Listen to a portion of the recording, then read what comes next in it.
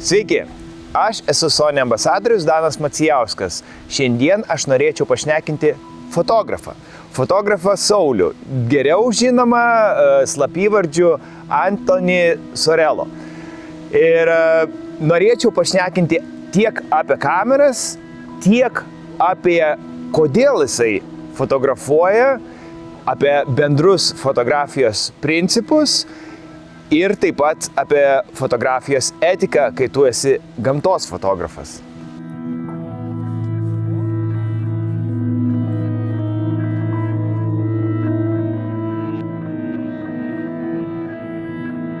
Saulius Maisevičius, hobių gamtos fotografas, profesija inžinierius, pamilęs gamtos fotografiją ir gamtą savo 40 metų kriziai, kaip ir daugelis vyrų.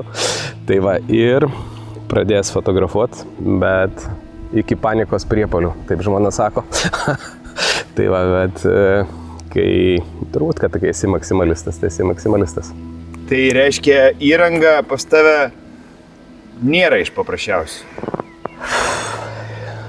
Kai turi mažai laiko ir nori maksimalaus rezultato, aš kaip sakau, čia kad taupyt laiką.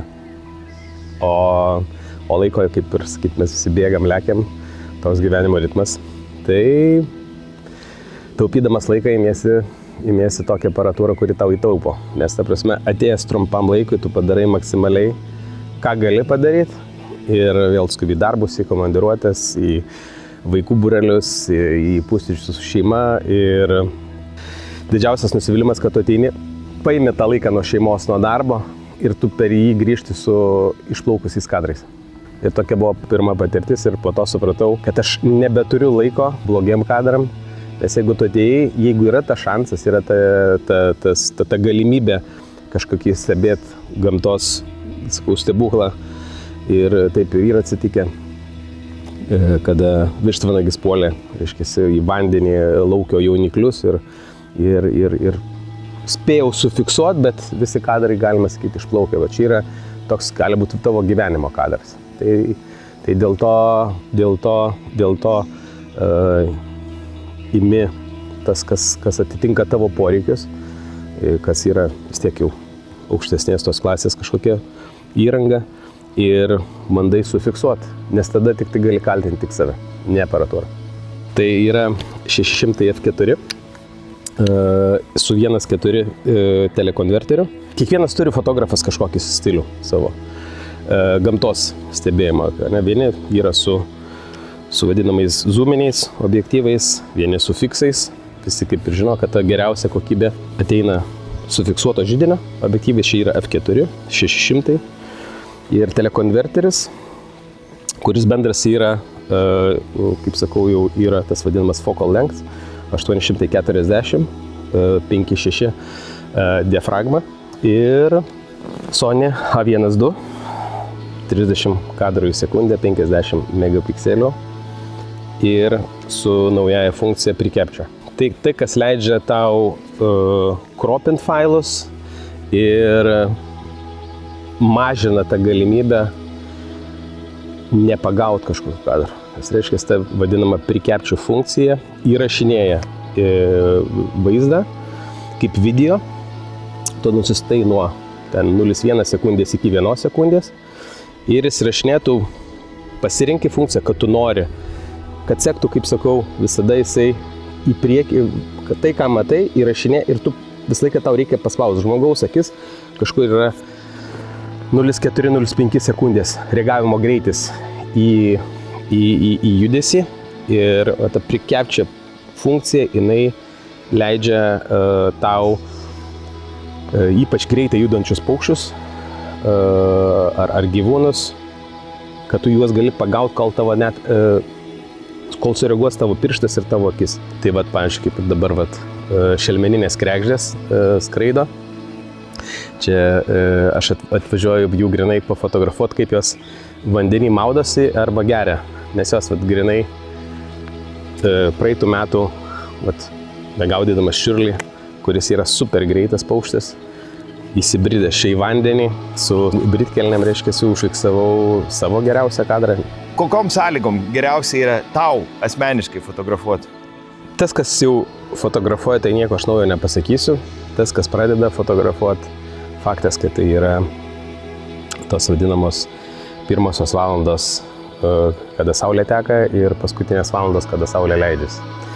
Jis reiškia, tada turi tą minkščiausią šviesą, turi šešėlius, daug mažesnius, nėra tokio, nes kada saulė aukštai, tada meta šešėlius ir dažniausiai tu turi, kaip pasakyti, labai būna ta saulės dienos šviesa, jinai išdegina, tas reiškia, tas vietas, tai nėra informacijos, tai nėra pikselių.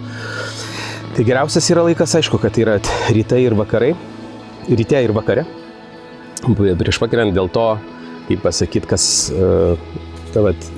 diafragma, už ką visi, kaip sakau, fotografai moka ir už ką, dėl ko yra kovojama, tai reiškia, viskas yra kova dėl šviesos. Kiek, reiškia, tavo diafragma atidaryta, kiek jinai priims ir kiek tu gausi informacijos. Sauliau, žinau, kad testavaisi su Sony Alpha 9 III kamera. Ar galėtum truputį apie ją papasakoti? Man buvo įdomu, ta prasme, nes matau, kaip pasakyti, dabar pasaulis globalus ir mačiau, kad žmonės labai įvairių nuomonių turi ir skirtingi poreikiai. Vieni, pavyzdžiui, labai džiaugiasi A9 III, kaip sakyti, naujojo fotoaparatu su 120 kadrų per sekundę ir global shutteriu, kuris leidžia daryti, atrodo, anksčiau neįmanomus dalykus. Mano poreikis yra vis tiek iš toliau stebiu gamtą, tai man reikalinga rezoliucija. A9 III yra 24, kažkiek tenai megapikselių. Nuostabus 120 kadrų į sekundę. Aš su 30 kadrų į sekundę tų kadrų nepadarau. Ir tai leidžia tau naują perspektyvą ir greičiau pasiekti tą rezultatą iš vienos pusės. Bet megapikselių truputėlį, man atrodo, mažoka, nes paukščiai, kaip pasakau, kad turėtų pilną kadrą, čia toksai jau, kad pasiektų iškropint, sumažint tą kadrą, ne visada galima, nes bus jau per maža rezoliucija ir kadrų skaičius nuostabus dalykas, o megapikselių mažai ir dynamic range. Mačiau, kad tikrai su ISO yra reikalų. Tai yra sporto kamera, daugiau sakyčiau, bet gamtos fotografai, kurie keliauja po safarius dar kažkur, turi dienos šviesą ir būna šalia objektų, visiškai įmanomas ir aš matau, kad yra profesionalių safari gamtos fotografų krepšiuose, A9 yra pas juos. Lengvas, mažas, labai gera ergonomika. Vienareikšmiškai jie sako, kad tai leidžia fiksuoti tos kadrus, kurių su 30 kadrų į sekundę nepadarai. Aišku, jis turi tą nuostabią prikapčią funkciją. Vienas mažas pastebėjimas, kad jeigu įjungi, reiškia, prikapčią funkciją, tada pas tave yra vidinė atmintis, ramas vadinamas arba bufferis, labai greitai sėda, nes šitiek rašo labai daug informacijos įrašo. Ir tau tik tai paspaudi ir pas tave net labai greitai užsipildo. Tai labai reikia, kaip pasakau, stebėti, nes buvo taip, kad tu pastebi ir pripratęs, kad tu dar turėsi ir dar bus taip pas tave seka, nes toks to būna tas skrydis. Ten jau būna jisai užsipildęs. Ir tu turi realiai tik tas, tai aš tada pradėjau, supratau, kad reikia daryti tokiam trumpom serijom, kad atlaisvinant, reiškia, operatyvinę atmintį. Taip pat žinau, kad turėjai Sony 400-800 objektyvą. Kokios tavo mintis apie jį? Kaip objektyvas pradedančiam, nuostabus įrankis. Tikrai nuotraukas neturėsi to, kad bus, reiškia, išplaukę kadrai. Tikrai, kaip sakau, kaip inžinerinis prietaisas tikrai puikiai sugalvotas, bet tai yra truputėlį, kaip sakau, jau vėlesniai šviesai, jis būtų per tamsus anksti ryte ir vėlai vakare. Tai jeigu tu, kaip sakau, esi kažkokiam ar safari, ar pradedantis gamtos fotografas ir tau nori užaugti kaip gamtos fotografas, tai pradžiai yra puikus įrankis, nes tu turėsi, reiškia, nuo 400 iki 800, ko puikiai užtenka, kad fiksuotum paukščius ir gyvūnus. Gamtos fotografija tai nėra vien apie techniką, tai yra apie laiką buvimą gamtoj, apie stebėjimą. Tu priaugi prie tam tikros vietos, prie gamtos, prie tų paukščių ir tada, kai tu tą tokį jauti tą visumą, ir tas tik tai kadras yra kaip dovana. Žiūrėk, pareina baulys mažas. Žiūrėk. O, geras. Žiūrėk. Va. Wow, puikiai. Viskas, va. Tu liudininkas. Raudonoji kiga, mažasis baublys. Patelė. Kokio grožio paukštis. Va, pasisekė. Atėjom į tą vietą, kažpraeidami. Ir va. Va, čia, sakau, va, skrenda, žiūrėk, kaip fokusas seka. Ir kol galiausiai nusileidžia į nendryną. Gamtos ta fotografija vis tiek tai yra kišimasis į gamtą. Čia, pavyzdžiui, šiandien aš nesu kažkokiu be kamufliažinių šitų, kaip sakau, miesto drabužiais, nes čia ir yra miestas. Čia yra miestas ir žmonės vaikšto dėl to, kas labai faina, kad čia, kaip sakau, tu gali vaikščintis, netrikdydamas gamtos, gerbiamas gamtą, kaip sakau, tu gali padaryti tos kadrus. Ir čia žmonės juda, žvejai eina, maudosi. Ir tas gamtos trikdymas, jisai, kaip sakau, irgi tokia opi tema ornitologam, kad fotografai gali kištis ir negalima, reiškia, kaip pasakyti, lysti į lizdus. Stengtis kuo mažiau trikdyti paukščius, gyvūnus.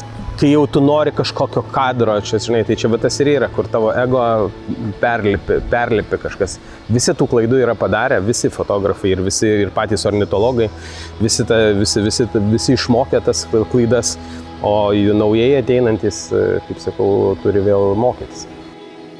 Jeigu norite pamatyti daugiau epizodų su kitais fotografais, galite asmeniškai parašyti man ir mes kursime daugiau video, kad jūs pamatytumėte Lietuvos fotografų gyvenimą.